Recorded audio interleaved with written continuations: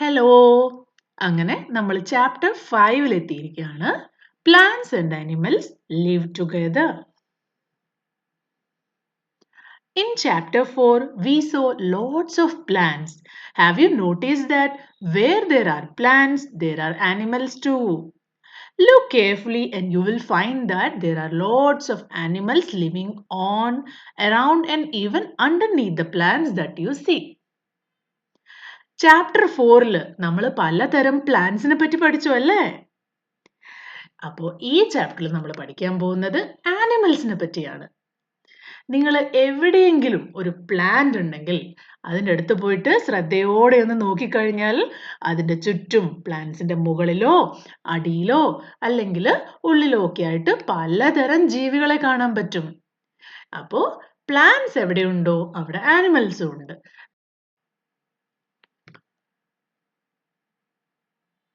Here are some pictures of animals living together with plants. Which of these animals do you recognize from the pictures? നിങ്ങളുടെ ബുക്കിൽ പലതരം ആനിമൽസിന്റെ pictures കൊടുത്തിട്ടുണ്ട്. ആ പിക്ചേഴ്സിൽ നിങ്ങൾക്ക് ഏതിനെയൊക്കെ recognise ചെയ്യാൻ പറ്റും? ഓരോ ചിത്രം കാണുമ്പോഴും ഞാൻ ഈ ജീവിയെ മുന്നേ കണ്ടിട്ടുണ്ട് എന്ന് നിങ്ങൾക്ക് ഏതൊക്കെ ജീവിയെ കാണുമ്പോഴാണ് തോന്നുന്നത്? Which of them have you seen before? And which of these animals live under the ground? ഈ പറയുന്ന ജീവികളിൽ ചിലത് ഭൂമിക്ക് അടിയിലാണ് ജീവിക്കുന്നത്. അത് ഏതൊക്കെയാണെന്ന് നിങ്ങൾ നോക്കണം. നമുക്ക് ഈ ചിത്രങ്ങളിൽ ഒന്ന് വിശദമായി നോക്കാം. ഞാൻ ഓരോ ചിത്രത്തിന്റെ പേര് പറയുമ്പോഴും നിങ്ങൾ ഇത് മുമ്പേ കണ്ടിട്ടുണ്ടോ? നിങ്ങൾക്ക് ഇതിനെ പെട്ടെന്ന് ചിത്രത്തിൽ കാണുമ്പം ഐഡന്റിഫൈ ചെയ്യാൻ പറ്റുന്നുണ്ടോ?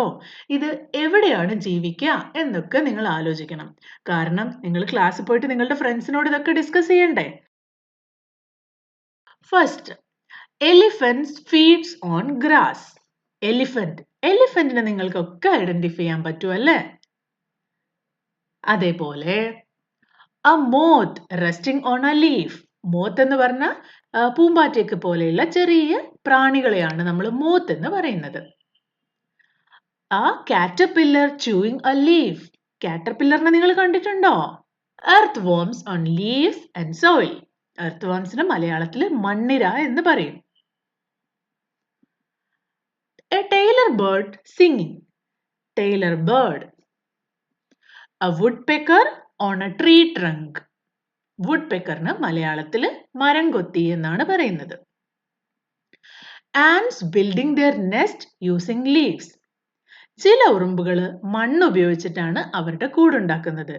എന്നാൽ ചില ടൈപ്സ് ഓഫ് ആൻഡ് ലീവ്സിന് ഒരു പ്രത്യേക ഷേപ്പിൽ മടക്കി അതിന്റെ സൈഡൊക്കെ അവരുടെ വായിൽ നിന്ന് വരുന്ന ഒരു പ്രത്യേക തരം പശ ഉപയോഗിച്ച് ഒട്ടിച്ച് വെച്ചിട്ട് അതിനൊരു നെസ്റ്റ് പോലെ ആക്കിയിട്ടാണ് അവർ അതിനുള്ളിൽ താമസിക്കുക.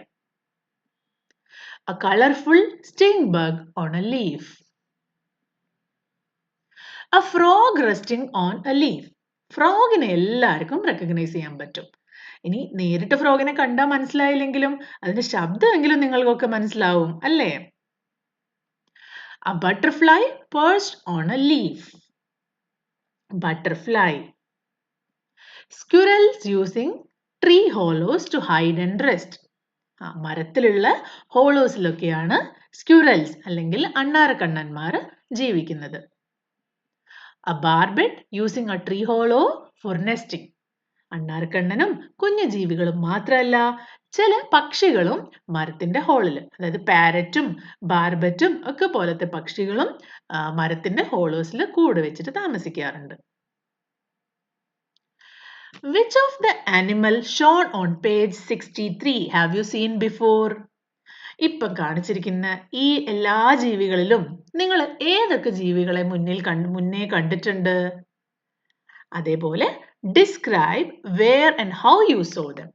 അപ്പോൾ ഈ ജീവികളെ, ഫോർ എക്സാമ്പിൾ ഞാൻ ആനയെ, എലിഫന്റിനെ കണ്ടിട്ടുണ്ട്, ഞാൻ സ്ക്യൂറലിനെ കണ്ടിട്ടുണ്ട്, എവിടെയാണ് നിങ്ങൾ കണ്ടതെന്നും അവരുമായിട്ട് ഡിസ്കസ് ചെയ്യണം.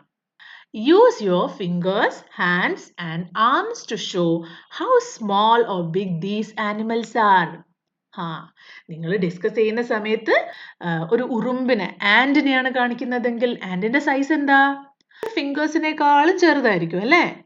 ഇനി ഒരു സ്ക്യൂരലിനെ പറ്റിയാണ് പറയുന്നതെങ്കിലോ നിങ്ങളുടെ കൈയുടെ അത്ര, ഹാൻഡിന്റെ അത്ര വലുതായിരിക്കും. ഇനി ഒരു എലിഫന്റിനെ ഡിസ്ക്രൈബ് ചെയ്യണമെങ്കിലോ, 2 ആംസും സ്ട്രെച്ച് ചെയ്തിട്ട് ഇത്ര വലുതാണ് ആന എന്ന് പറയണം, അല്ലേ? Why do these animals choose to live near plants?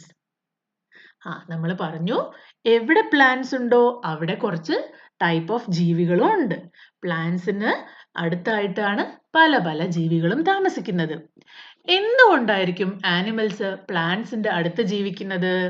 അതിന് പല പല കാരണങ്ങളും ഉണ്ട്. കുറച്ച് കാരണങ്ങൾ നമുക്കിവിടെ ഡിസ്കസ് ചെയ്താലോ? First one, food. Animals eat leaves, fruits and flowers from plants. ചില ആനിമൽസ് അവർ ചെടിയുടെ ഇലകളാണ് ഭക്ഷണമായിട്ട് കഴിക്കുന്നത്, അല്ലെങ്കിൽ ഫ്രൂട്ട്സ് ആണ് കഴിക്കുന്നത്. ഇനി ചില ജീവികളാണെങ്കിലോ അതിൻ്റെ ഫ്ലവേഴ്സിന്ന് നെക്ടർ കുടിച്ചിട്ടാണ് ജീവിക്കുന്നത്. അങ്ങനെ പലതരം ജീവികൾ ഡയറക്റ്റ്ലി പ്ലാന്റ്സിന്റെ ഫുഡ് കഴിച്ചിട്ടാണ് ജീവിക്കുന്നത്. അപ്പോൾ ഒരു കാരണം എന്തായിരിക്കും? ഭക്ഷണത്തിന് വേണ്ടിയാണ് അവര് പ്ലാന്റ്സിന്റെ അടുത്ത് ജീവിക്കുന്നത്. ഇനി എന്തെങ്കിലും കാരണം ഉണ്ടാവോ? May be hiding spots. ഓരോ ജീവികളും അവരുടെ പ്രിഡേറ്റേഴ്സിന്റെ അടുത്ത് രക്ഷപ്പെടാൻ വേണ്ടി പ്ലാന്റ്സിന്റെ പല ഭാഗങ്ങളിലായിട്ട് ഹൈഡ് ചെയ്യും. ചിലര് ഹോളോ ആയിട്ടുള്ള പോടുകളിലായിരിക്കും അല്ലെങ്കിൽ ചിലര് അതേ കളറുള്ള ലീഫുകൾക്കിടയിലായിരിക്കും, ചിലതോ അതേ കളറുള്ള മരത്തിന്റെ ട്രങ്കിന്റെ മുകളിലായിരിക്കും. അങ്ങനെ അവര് ഹൈഡ് ചെയ്ത് നിൽക്കും. അപ്പൊ അവരുടെ പ്രെഡേറ്റേഴ്സ് അവരെ കഴിക്കാതെ അവരെ കാണാതെ അവിടുന്ന് പോയി പോകും. നമുക്ക് കുറച്ച് എക്സാമ്പിൾസും കൂടി നോക്കാം. Nesting. Animals can build their homes in trees and bushes. പല പക്ഷികളും ആനിമൽസും ഒക്കെ ട്രീസിൽ അവരുടെ കൂട് കൂട്ടി അവിടെ താമസിക്കും, അല്ലേ? Plants often grow near water sources like ponds and streams. വെള്ളമുള്ള സ്ഥലങ്ങളിലാണ് കൂടുതൽ പ്ലാന്റ്സ് വളരുന്നത്. അപ്പോൾ ജീവികൾ ഈ പ്ലാന്റ്സിന്റെ അടുത്ത് താമസിച്ചാൽ അവർക്കും നന്നായിട്ട് വെള്ളം കിട്ടും, അല്ലേ? അപ്പോൾ വെള്ളത്തിന് വേണ്ടി വെള്ളമുള്ള സ്ഥലം കണ്ടുപിടിക്കാനും കൂടുതൽ പ്ലാന്റ്സ് വളരുന്ന സ്ഥലം നോക്കി പോകുന്ന പല ജീവികളും ഉണ്ടാകും. Help each other. പ്ലാന്റ്സിനെ ആനിമൽസിന് വേണം, എന്നാൽ ആനിമൽസിന് പ്ലാന്റ്സിനും വേണം. അവര് അങ്ങോട്ടും ഇങ്ങോട്ടും ഹെൽപ്പ് ഈച്ച് അതർ, സഹായിക്കും. എങ്ങനെയൊക്കെയാണ്? ഫോർ എക്സാമ്പിൾ, നമ്മുടെ ഫസ്റ്റ് ഫിഗറിൽ കണ്ടല്ലോ, ഒരു ഗോട്ട് പുല്ല് കഴിക്കുന്നു. പുല്ലൊക്കെ കഴിച്ചതിന് ശേഷം അതിന്റെ എക്സ്ക്രീഷൻ കഴിഞ്ഞിട്ടുള്ള വേസ്റ്റ് പുല്ലിൽ തന്നെ ഉണ്ടാവില്ലേ? അത് പുല്ലിന് വളമായി പുല്ലിന് കൂടുതൽ ഗ്രോ ചെയ്യാൻ സഹായിക്കും. ഇനി അതുപോലെ അല്ലാതെ വേറെ പൂക്കളിൽ, ഒരു പൂവിൽ നിന്നും വേറെ പൂക്കളിലേക്ക് പറന്നു പോകുന്ന ബീസ്, അവരുടെ ശരീരത്തിൽ ഈ പോളൻസ് ഒക്കെ സ്റ്റിക്ക് ചെയ്തിട്ട് അത് അടുത്ത പ്ലാന്റ്സിൽ പോയി വരും. അങ്ങനെ കൂടുതൽ പ്ലാന്റ്സിന് വളരാനും സഹായിക്കും. ഇത്രയും പോയിന്റ്സ് ഡിസ്കസ് ചെയ്ത് കഴിഞ്ഞു. അപ്പൊ എങ്ങനെ ഇതിന്റെ ആൻസർ എഴുതുക? Why do these animals choose to live near plants? Animal eat leaves, fruits and flowers from plants. Plants also give animals place to hide and build their homes. Many plants grow near water, which helps animals to find ponds or streams. Some animals like butterflies help plants to grow while getting food from them. ഇനിയും നിങ്ങൾക്ക് വേറെ പല കാരണങ്ങളും നിങ്ങളുടെ മനസ്സിൽ വരുന്നുണ്ടാകും. അത് നിങ്ങളുടെ ഫ്രണ്ട്സുമായിട്ട് ഡിസ്കസ് ചെയ്യാം. Life in the soil. Soil എന്ന് പറഞ്ഞാൽ മണ്ണ്. മണ്ണ് എല്ലാവരും കണ്ടിട്ടുണ്ടല്ലോ. Stand on the soil next to a plant. നിങ്ങളുടെ വീട്ടിൻ്റെ അടുത്തുള്ള ഏതെങ്കിലും ഒരു പ്ലാന്റിന്റെ തൊട്ടടുത്ത് നിങ്ങൾ പോയി നിൽക്കുക. If you are comfortable, remove your footwear. നിങ്ങൾ കംഫർട്ടബിൾ ആണെങ്കിൽ ചെരുപ്പ് അഴിച്ചു മാറ്റി വെറും കാലോടെ മണ്ണിൽ നിൽക്കണം. അപ്പൊ നിങ്ങൾക്ക് മണ്ണിനെ ഫീൽ ചെയ്യാൻ പറ്റും, അല്ലേ? What colour is the soil under your feet? നിങ്ങളിപ്പോ ചവിട്ടി നിൽക്കുന്ന സോയിൽ, അതിനെ സൂക്ഷിച്ചൊന്ന് നോക്കണം. അതിന് ഏത് കളറാണ്? എന്തുകൊണ്ടാണ് അങ്ങനെ ഒരു ചോദ്യം ചോദിച്ചിരിക്കുന്നത്? എല്ലായിടത്തും മണ്ണിന് ഒരേ കളറാണോ? അല്ല, അല്ലേ? നിങ്ങളുടെ വീട്ടിന്റെ മുറ്റത്തുള്ള മണ്ണും പറമ്പിലുള്ള മണ്ണും എന്തെങ്കിലും വ്യത്യാസമുണ്ടോ? അതേപോലെ വീട്ടിലൊക്കെ പണി നടക്കുന്ന സമയത്ത് അതിൽ ഉപയോഗിക്കാൻ വേണ്ടി സാൻഡ് അല്ലെങ്കിൽ മണൽ കൊണ്ടുവരും. ആ മണലും നമ്മുടെ വീട്ടിലെ പറമ്പിലെ മണ്ണും തമ്മിൽ വ്യത്യാസമുണ്ടോ? ഉണ്ടല്ലേ? ഭൂമിയിൽ എല്ലായിടത്തും നമ്മൾ മണ്ണ് കുറച്ച് കളക്ട് ചെയ്ത് കഴിഞ്ഞാൽ അതിൻ്റെ എല്ലാം സ്വഭാവം ഒരുപോലെ ആയിരിക്കില്ല. അതിൻ്റെ നിറത്തിൽ വ്യത്യാസം ഉണ്ടാവും, അതിൻ്റെ ടെക്സ്ചർ, അതായത് ചിലത് ഭയങ്കര സ്മൂത്ത് ആയിട്ടുള്ള മണ്ണായിരിക്കും, ചിലത് കട്ടയായിരിക്കും. അതുപോലെ ചിലത് ഡ്രൈ ആയിരിക്കും, ചിലതിൽ കുറച്ച് വാട്ടർ കണ്ടന്റ് ഉണ്ടാവും. അതേപോലെ ചിലതിൽ ഡ്രൈ ആയിട്ട് മണൽത്തരികൾ മാത്രമേ ഉണ്ടാവുള്ളൂ, ചിലതിൽ പ്ലാന്റ്സിൻ്റെയും ആനിമൽസിൻ്റെയും ഒക്കെ ചെറിയ ചെറിയ പാർട്സ് ഉണ്ടാവും. അങ്ങനെ പല സ്ഥലത്തിലുള്ള ഈ മണ്ണിൻ്റെ സ്വഭാവം പലതാണ്. നിങ്ങൾ അതിനെ പറ്റിയൊക്കെ കൂടുതൽ വലിയ ക്ലാസ്സുകളിൽ പഠിക്കും. അതിൻ്റെ ബേസിക് സ്വഭാവത്തിനെ പറ്റി ഈ ചാപ്റ്ററിൽ എന്താണ് എക്സ്പ്ലെയിൻ ചെയ്തിരിക്കുന്നത് നോക്കാം. ആക്ടിവിറ്റി 1. മണ്ണിനെ പറ്റിയും പ്ലാന്റ്സിനെ പറ്റിയും ആനിമൽസിനെ പറ്റിയും ഒക്കെ കൂടുതൽ മനസ്സിലാക്കാൻ ഈ ചാപ്റ്ററിൽ കുറേ ആക്ടിവിറ്റീസ് തന്നിട്ടുണ്ട്. അതിൽ ഫസ്റ്റ് ആക്ടിവിറ്റിയാണ് നമ്മളിപ്പോൾ ചെയ്യാൻ പോകുന്നത്. Pick up a little soil near your plant friend with your hands. അതായത് ലാസ്റ്റ് ചാപ്റ്ററിൽ നമ്മൾ ഒരു പ്ലാന്റ് ഫ്രണ്ടിനെ പറ്റി ഡിസ്കസ് ചെയ്തില്ലേ? നിങ്ങൾക്ക് ഓരോരുത്തരും നിങ്ങൾ ചൂസ് ചെയ്തിരിക്കുന്ന പ്ലാന്റ് ഫ്രണ്ടിൻ്റെ അടുത്ത് പോയി അതിൻ്റെ തൊട്ടടുത്തുനിന്ന് കുറച്ച് സോയിൽ കളക്ട് ചെയ്യാം, കുറച്ച് മണ്ണ് കളക്ട് ചെയ്യാം. എന്നിട്ട് അതിനെ ശ്രദ്ധയോടെ ഒബ്സർവ് ചെയ്തതിന് ശേഷം ഇവിടെ ഇരിക്കുന്ന ചോദ്യങ്ങൾക്കൊക്കെ നിങ്ങൾ ആൻസർ ചെയ്യണം. ഇപ്പം നിങ്ങളുടെ കയ്യിൽ കുറച്ച് സോയിൽ ഉണ്ട് അല്ലേ? നമുക്കൊരു സാമ്പിൾ ആയിട്ടുള്ള ആൻസർ ഇവിടെ നോക്കാം. പക്ഷെ നിങ്ങൾ ഓരോരുത്തർക്കും അവരവർക്ക് കിട്ടിയ സോയിലിനെ പറ്റി വേണം ഇതൊക്കെ എഴുതാൻ വേണ്ടി. The soil looks black. ഈ ചിത്രത്തിൽ കാണിച്ചിരിക്കുന്ന സോയിൽ ബ്ലാക്ക് കളറിലാണ് ഉള്ളത്. ഇനി നിങ്ങൾ കളക്ട് ചെയ്യുന്നത് light brown, dark brown, white, black എന്ത് വേണമെങ്കിലും ആവാം. അത് അങ്ങനെ വേണം നോട്ട് ചെയ്യാൻ. ഇനി is it dry, damp, rough, smooth, hard or grainy? This is loose and grainy. ഈ കളക്ട് ചെയ്തിരിക്കുന്നത് ലൂസ് ആയിട്ട് ഗ്രെയിനി ആയിട്ടുള്ള സോയിലാണ്. The soil looks a bit wet, അല്ലേ? ഭയങ്കര ഡ്രൈ അല്ല, കുറച്ചൊരു വെള്ളത്തിന്റെ അംശമുണ്ട്. അതിനാണ് soil look a bit wet. Did you find any leaves or insect in the soil? നിങ്ങൾക്ക് എന്തെങ്കിലും ലീഫോ ഇൻസെക്ട്സോ അല്ലെങ്കിൽ മറ്റെന്തെങ്കിലുമോ ഈ സോയിലിൽ കാണാൻ പറ്റിയോ? അപ്പൊ നമുക്ക് വേണമെങ്കിൽ ഇങ്ങനെ എഴുതാം. I felt some small stones mixed in the soil. As I looked closely, I found a few leaves and tiny insects crawling in the soil. അപ്പോൾ ഇവിടെ ഒരു ചെറിയ ടേബിൾ തന്നിട്ടുണ്ട്. എന്തൊക്കെയാണ്? My soil felt. നമ്മളത് ടച്ച് ചെയ്ത് നോക്കിയപ്പോൾ നമുക്ക് എങ്ങനെയാ ഫീൽ ചെയ്തത്? It was grainy. ഇനി നിങ്ങളുടെ സോയിൽ റഫ് ആണെങ്കിൽ നിങ്ങൾ റഫിൽ ടിക്ക് ചെയ്യണം, സ്മൂത്ത് ആണെങ്കിൽ സ്മൂത്തിൽ ടിക്ക് ചെയ്യണം, ഹാർഡ് ആണെങ്കിൽ ഹാർഡിൽ ടിക്ക് ചെയ്യണം. My soil had. ഇനി ആ സോയിൽ നിങ്ങൾ കളക്ട് ചെയ്തിരിക്കുന്ന സോയിൽ നിങ്ങൾക്ക് എന്തൊക്കെ കാണാൻ പറ്റി? There was leaves, there were small stones and there were insects.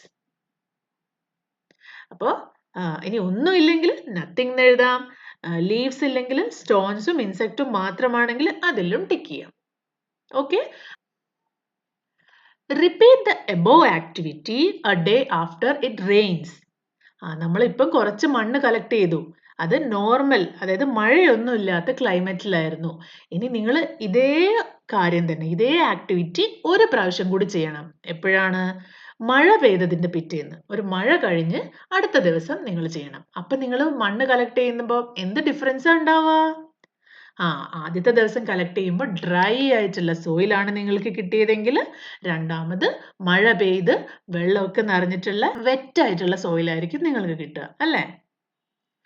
Remember to pick up the soil from the same place. ഇപ്പം നിങ്ങൾ ഈ ആക്ടിവിറ്റി ഒരേ സ്ഥലത്ത് നിന്ന് വേണം ചെയ്യാൻ.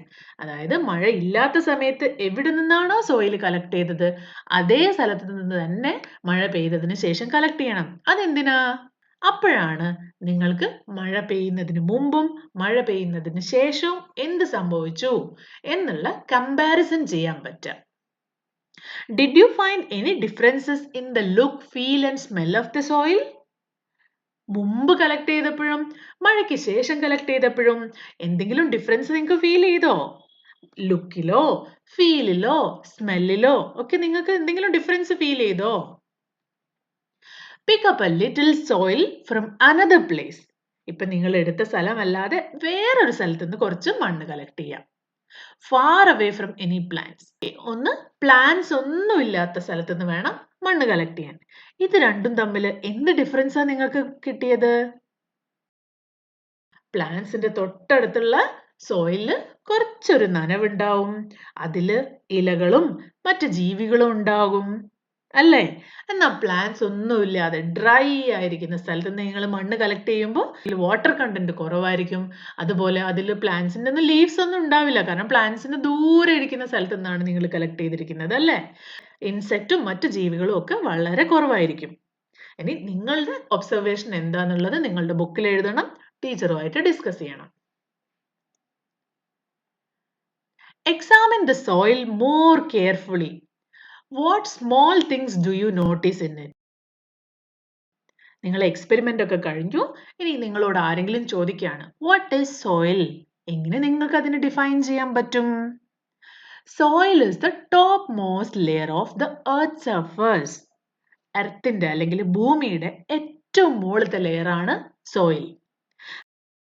Soil is made from rocks that have broken up into tiny pieces as well as old leaves, roots, stems and living and dead animals like insects.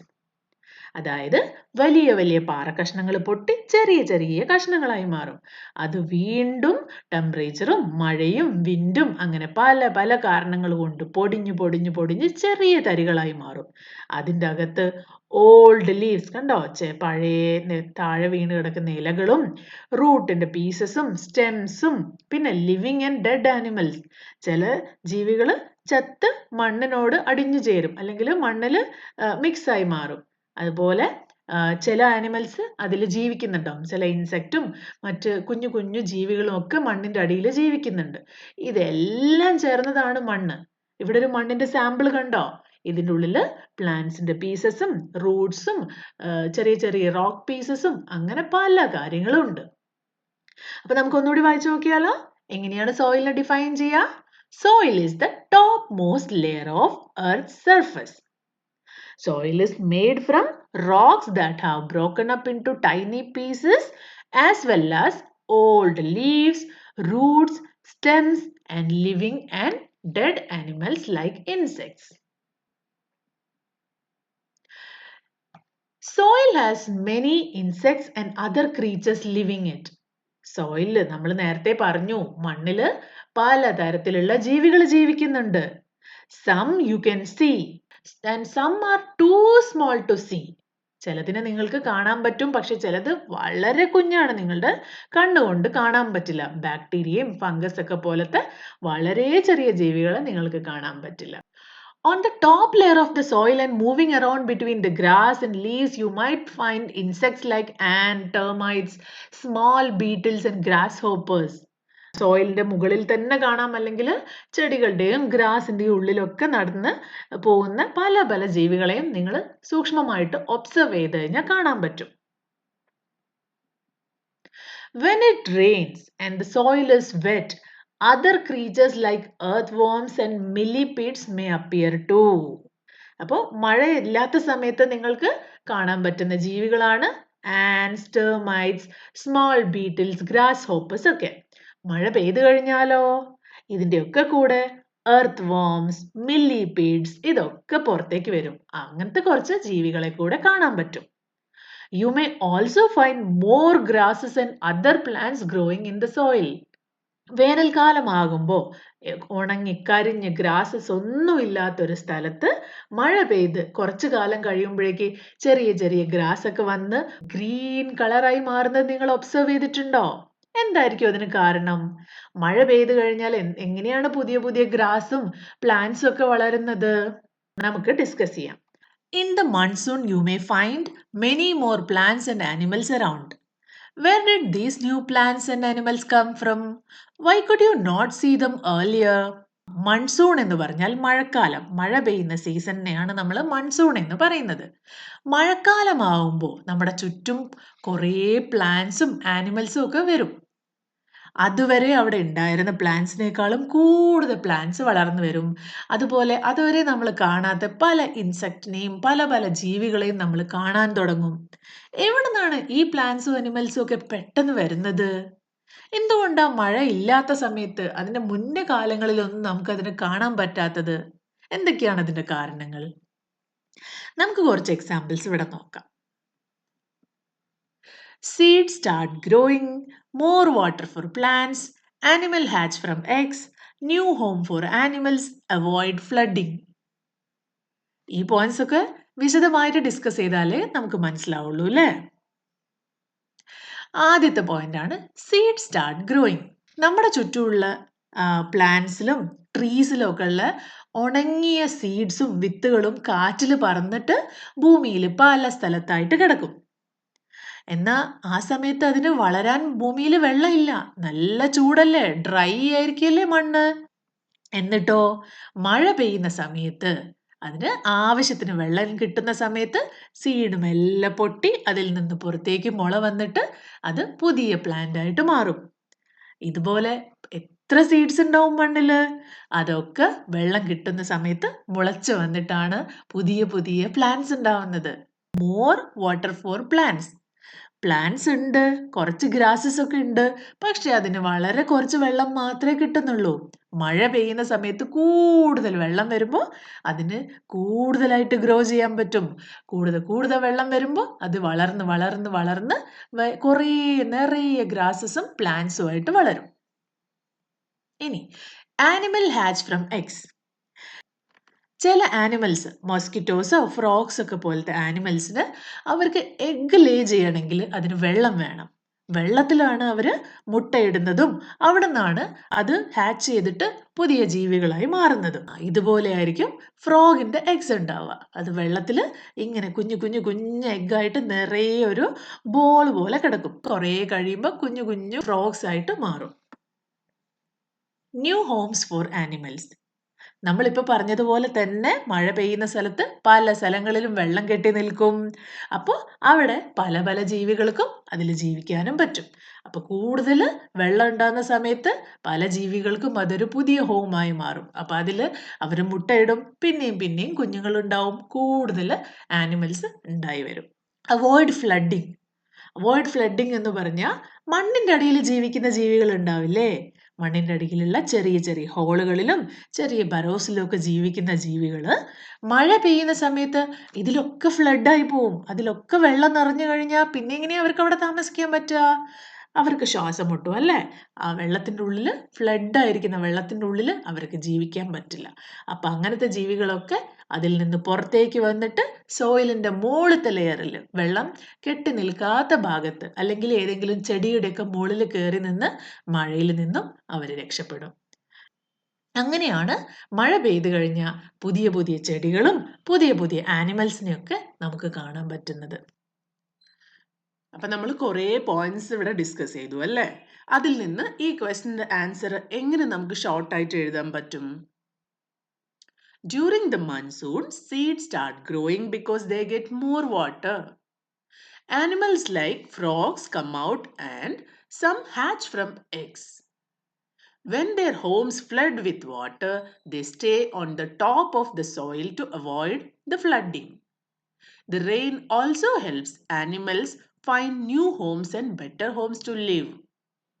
ഇത് നിങ്ങൾ മനസ്സിലാക്കി നിങ്ങളുടേതായ ഭാഷയിൽ വേണം ക്ലാസ്സിൽ ഡിസ്കസ് ചെയ്യാനും എക്സാമിന് ആൻസർ ചെയ്യാനും. ഓക്കെ, അപ്പോൾ ഈ വീഡിയോ നമ്മൾ ഇവിടെ വെച്ച് സ്റ്റോപ്പ് ചെയ്യാണ്. കുറേ കാര്യങ്ങൾ ഒറ്റയടിക്ക് പഠിച്ചു കഴിഞ്ഞാൽ നിങ്ങൾക്കത് കൺഫ്യൂഷൻ ഉണ്ടാക്കും. അപ്പോൾ ഇതുവരെ പഠിച്ച കാര്യങ്ങൾ റിപ്പീറ്റഡ് ആയിട്ട് വായിച്ചു നോക്കുക. ആക്ടിവിറ്റീസ് ഒക്കെ കറക്റ്റായിട്ട് ചെയ്തിട്ട് അതിൽ ഒബ്സർവേഷൻസ് ഒക്കെ മനസ്സിലാക്കുക. ഓരോന്നിൻ്റെയും കാരണങ്ങൾ കണ്ടുപിടിക്കാനും ശ്രമിക്കുക. അടുത്ത വീഡിയോ ഇതിൻ്റെ കൂടെ തന്നെ അപ്ലോഡ് ചെയ്യുന്നതാണ്. അപ്പോൾ അടുത്ത വീഡിയോ ആയിട്ട് വരുന്നവരെ ബൈ.